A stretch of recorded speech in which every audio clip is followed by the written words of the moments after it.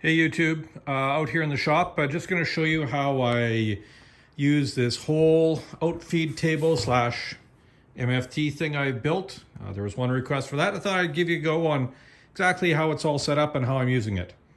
So first one is just a simple cross cut on a shorter piece of board. We get the fence all in line. Now it does come with a smaller strip here, which allows you to get the numbers all lined up really nicely. And it also has a little dog here to keep this little fence from moving. So that's kind of a nice thing. I've chosen to get the small little mini razor dogs with some silicone pads. So I put these down and it raises the material up just enough that I can cut it without cutting into the top of the board. That's something I've always thought was kind of a nifty idea. It works with the fence. I'm going to set this up and show you how it's working for that, but I have 6 of these little small raised dogs here, and I'm going to show you how it holds that up nicely. I'll get the saw in place. More importantly, I have a really wide, about a 38-inch cut to do, and I want it nice and square, so I'm going to show you how I use the fence on that side to get it all done. So I'll set this one up, tear it down, set it up on the other side, and show you how I can cross-cut wide sheets. Okay, so it's all up against the rail. You can see here that I have just a beautiful amount of space here to keep that saw blade from cutting in here. Now what I could do is I could actually put a piece of hardboard or something down if I needed to support it. A lot of different ideas of what could be done. You could, instead of having these little bench dogs, you could actually just have a piece of hardboard or something 1/4 inch thick that you could put down to keep it up off the bench top. You could do that too. I chose to go with these little guys. So for a cross cut like this, I'm going to use my smaller DeWalt rail and the large bench dogs with the tapered collar. They just fit nicely into the dog holes. So I've set up a row there going along where that other little mini dog is. So we're just going to get that into there, that into there, and it just slides down nice. First time you use it, it takes a little bit to wiggle it in. After you've used it a few times and the holes slightly get a little bit more sort of, not wallered out, but just kind of sized in with the size of the dogs, it sits much better.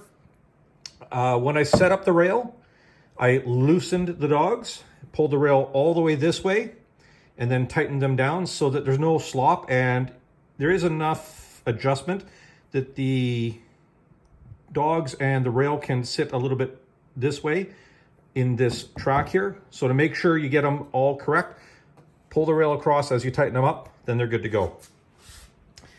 And then all we need to do is grab the track saw. There we go. I have it set up for use on the middle part of the track saw.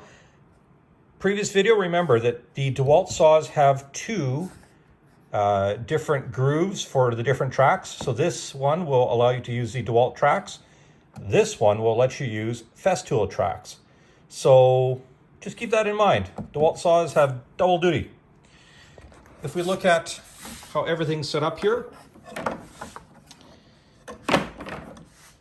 we have, it's not turned on, so dropping it down, I can really carefully control how deep that goes. This is not quite deep enough for this board, which is 3/4 inch. I'll have to adjust that, that's not a big deal. But if I was gonna cut this, boom, cut across, this falls off, Bob's your uncle. Nice, clean, even cut. We get a nice 90-degree between that side and that side. Perfect every time. I've done a few of these now. I'm loving this setup. So for the short ones that are too big to fit in that saw, this works great. I even think this might be better than the Bosch glide saw for accuracy. It's a little more fiddly to set up and not as quick, but if I'm cutting 2x4s or some big stuff quickly, that's the one to go with. Now, couple other features we have are I have a plug-in set up here. So I can just plug the track saw into the side of the table. And then I have arranged everything over here. I have shop vac, you know, one of those shop vac setups with a hose, a coupler, and then my new sleeved hose is around here somewhere. I got to find it. It'll come in really handy when I cut this piece that way. So I'm going to get that all set up for those things, and I'll show you how I get the fence turned around and ready for those other big cuts. Okay, so I swapped everything over. The fence is over on that side, and I have all these little guys arranged to support what I'm going to cut. And I'm going to use this row of holes to do the cut, and the off cut will fall right here, so it's not going to hit the floor or anything like that. If I do need to, I can use these DeWalt ends with the platform over there on this side to support any bigger offcuts. It all kind of works together. It just happened to work out that way. So from that perspective, I'm pretty excited. Or I could use that wheelie cart with some other stuff on top of it. So many options for cutting larger sheet goods. So let me go wrangle this great big sheet down and we'll figure it out from there. All right, it actually works out pretty good. It would be better if I had my sheet goods on a lower rack, but that's okay. I was able to lift the sheet from this, take it out nice and gently, put it down on here, and then just levering off of the top of the table saw, I was able to get it in place. So there it is sitting against the fence over there. I'm going to line up that edge and then this edge for the cut. I need a 78-inch piece. This particular piece is about 38 inches wide. I had to cut it down for something else previously. It's going to be the perfect size for what I need. So anyways, I will get that all set up, put the track in place and show you what we're doing. All right, the sheet's all in place, nicely lined up with the fence there, which again is lined up with all the dog holes, which are using the Parf Guide system, all lined up beautifully. The edge of my mark is right there, so I know I'm going to be cutting it perfectly to length.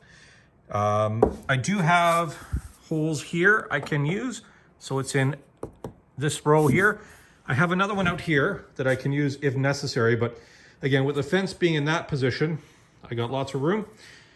I could, if I had a really big piece, actually remove the fence from the saw and use the holes out here for the fence and a bunch of other stuff. So lots of options there. Coming across, I have a full 48 inches capability, and then the last hole is over here. So this track will be perfectly happy cutting a 48-inch piece of material on this. Remember that this is 4 feet wide this way, 5 feet wide that way. So optimal size. Worst case scenario, if I didn't have the table saw, this bench would allow me to do just about every cut I could potentially ever need. So let me get the saw in place, make a cut, and I'll show you how it turned out.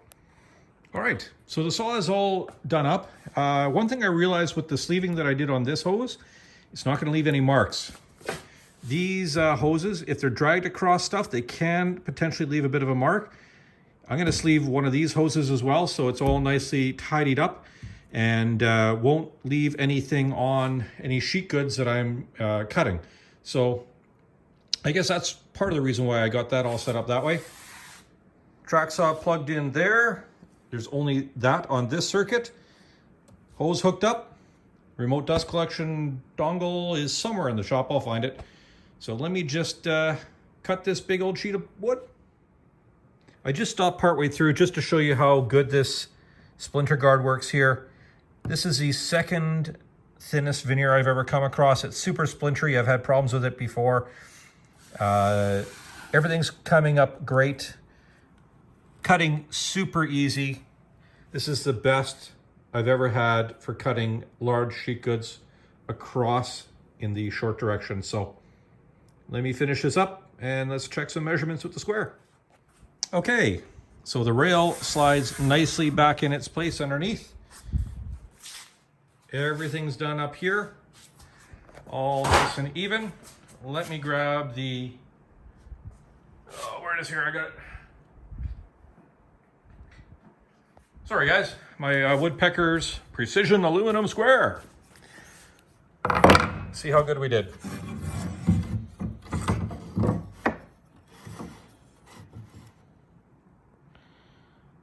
Well, for the length of that square, pretty darn perfect. So, I'm happy. Have a great day, everybody. Make sure you get out there, cut some wood, make a mess, butcher things up, just have some fun.